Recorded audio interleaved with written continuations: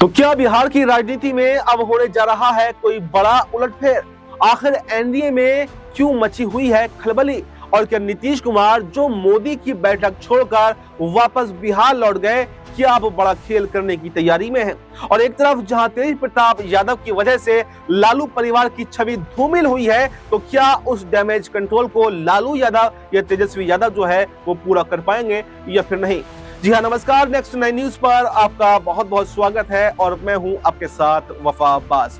बिहार में दिन ब दिन जो है वो सियासी पारा चढ़ता जा रहा है, क्योंकि बिहार का चुनाव नजदीक आता जा रहा है और अगर अभी से माने तो लगभग 4 महीने का समय ही बचा है जो बिहार में चुनाव होना है। ऐसे में लगातार ये देखा जा रहा है कि एक तरफ नीतीश कुमार है जो दिल्ली आए थे अपनी बातों को क्लियर करने के लिए कि कौन एनडीए से सीएम फेस रहेगा, कितनी कितनी सीटें मिलने वाली हैं। कहीं ना कहीं जिस तरह से वो आनंद फानंद में मोदी जी की बैठक छोड़कर भाग गए, नीति आयोग की बैठक छोड़कर भाग गए, उसके अलावा ये सवाल उठ रहे हैं कि क्या नीतीश कुमार कोई बड़ा खेल करने की तैयारी में है। वहीं पर एक तरफ जो आरजेडी है वहां उस पर ये सवाल उठ रहे हैं कि आखिर जो तेज प्रताप यादव ने जो उनके काले कारनामे सामने आए हैं, यानी ऐश्वर्या राय को उन्होंने कहीं ना कहीं एक तरीके से धोखा दिया है, अनुष्का यादव से उनके संबंध पुराने हैं, 12 साल पुराने वो संबंध बताए गए हैं। तो आखिर ये पूरा चक्कर क्या है और क्या इसका नुकसान आरजेडी को होगा, क्या इसका नुकसान लालू परिवार को होगा या फिर डैमेज कंट्रोल करने में लालू परिवार कामयाब हो जाएगा? क्योंकि लालू यादव ने जैसे ही ये बात सामने आती है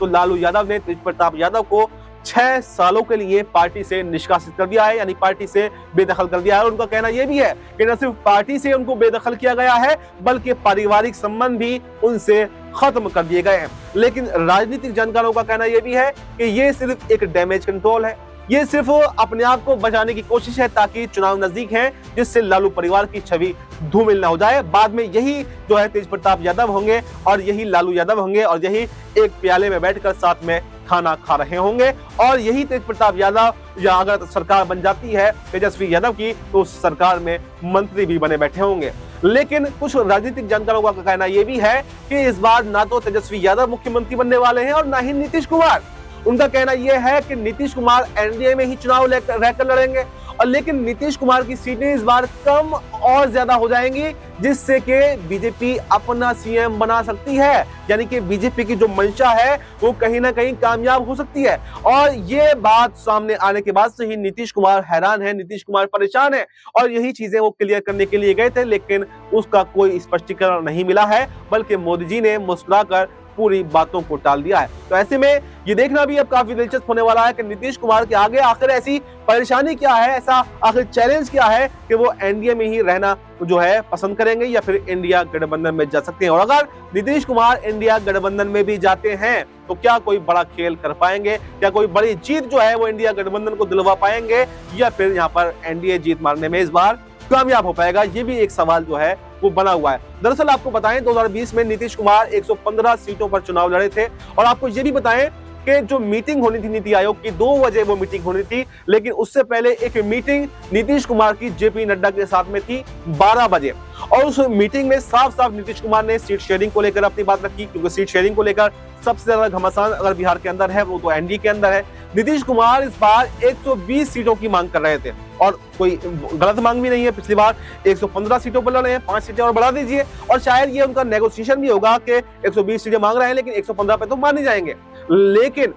बीजेपी ने अपनी स्थिति साफ कर दी कि आपको 115 सीटें तो हम नहीं देने वाले हैं। बीजेपी का मानना यह है कि 115 सीटें हमने एनडीए के कोटे से नीतीश कुमार को दी, लेकिन 2020 का चुनाव में नीतीश कुमार का जो परिणाम था, जो नतीजे थे वो बेहद निराशाजनक रहे। यानी 115 सीटों में मात्र 43 सीटें जीतने में ही वो कामयाब हो पाए। इसलिए इस बार हम इतना बड़ा जोखिम नहीं उठा सकते और कहीं ना कहीं जो बीजेपी की मंशा है कि वो अपनी सरकार बनाना चाहती है तो उसके लिए उसको दूसरी पार्टियों को कम सीटों में समेटना भी होगा। और इसके अलावा जो एनडीए के दूसरे दल हैं, चिराग पासवान हो या जीतन राम मांझी हो, उनको संतुष्ट करने के लिए बीजेपी अपने कोटे से तो देगी नहीं। तो इस बार जो सीटें चिराग पासवान की या जीतन राम मांझी की बढ़ाना चाह रही है वो बीजेपी, वो नीतीश कुमार की सीटें कम करना चाह रही है। यानी नीतीश कुमार को ये साफ कर दिया गया है कि 60-65 से ज्यादा सीटें आपको इस बार नहीं दी जाएंगी। वहीं पर चिराग पासवान को 30-35 सीटें देने की बात चल रही है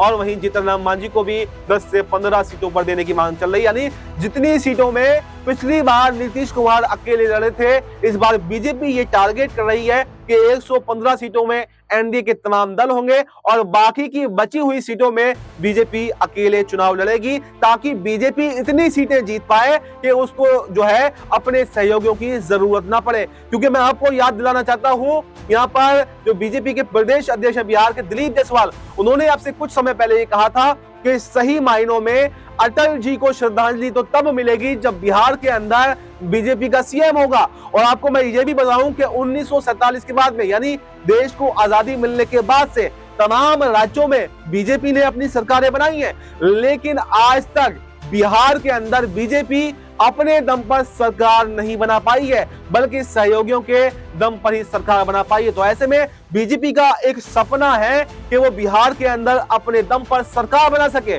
लेकिन उसके लिए उसे ज्यादा सीटों पर लड़ना होगा। तो वहीं पर अब वो चाल जो है वो चल रही है और ये चाहती है कि 115 सीटों में सारे दलों को समेट दिया जाए और बाकी की बची हुई जो सीटें हैं उस पर वो अकेले चुनाव लड़े, जिससे कि बहुमत का आंकड़ा उसके पास हो जाए। मैं यहीं पर थोड़ा जिक्र करना चाहता हूं महाराष्ट्र का। महाराष्ट्र में इस बार क्या हुआ, महाराष्ट्र में भी कुछ इस तरह का जो फॉर्मूला था वो रखा गया, यानी जरूर जो है सहयोगियों को सीटें दी गई, लेकिन इतनी सीटें दी गई कि वो जीते या हारे, लेकिन खुद के पास में कोटा इतना है कि अगर वो साथ छोड़कर चले भी जाएं तो वो सरकार बनाने में कामयाब हो सकते हैं। और यही खेल अब बिहार के अंदर बीजेपी करना चाहती है, यानी बिहार के अंदर जो बहुमत का आंकड़ा है वो है 122, और अगर बीजेपी के पास में अगर बीजेपी 110-12 सीटें भी जीत लेती है तो फिर उसको ना नीतीश कुमार की जरूरत पड़ेगी, ना जीतन राम मांझी की जरूरत पड़ेगी और ना चिराग पासवान की जरूरत पड़ेगी। फिर वो निर्दलियों के सहारे से भी या फिर जोड़ तोड़ करने में जो माहिर बताई जाती है उसके माध्यम से भी बिहार के अंदर अपनी सरकार बना सकती है। यानी कि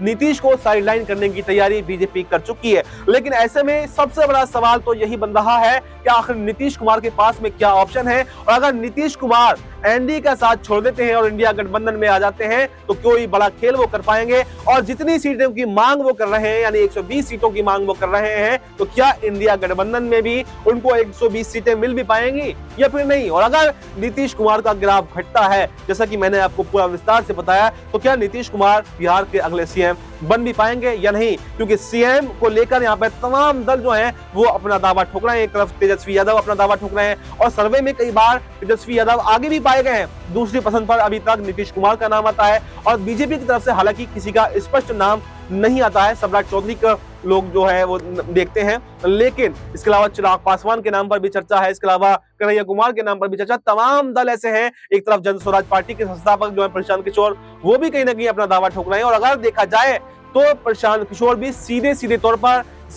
तौर पर नीतीश कुमार को ही नुकसान पहुंचाने के लिए आए हैं और नीतीश कुमार को ही इसका नुकसान होगा, और यही बातें नीतीश कुमार को अब परेशान कर रही हैं। तो ऐसे में ये देखना अब काफी दिलचस्प होने वाला है कि नीतीश कुमार का अगला कदम अब क्या होगा, और क्या वो इंडिया गठबंधन में आएंगे या फिर एनडीए के साथ ही मजबूरी वश बने रहेंगे। और इंडिया गठबंधन में आते हैं तो क्या इतनी सीटें उनको मिल पाएंगी, और बिहार का अगला सीएम आखिर कौन होगा। तो फिलहाल इस रिपोर्ट में इतना ही। इस रिपोर्ट पर आपकी क्या राय है, कमेंट बॉक्स में अपनी राय जरूर दें और हमें दीजिए इजाजत। नमस्कार।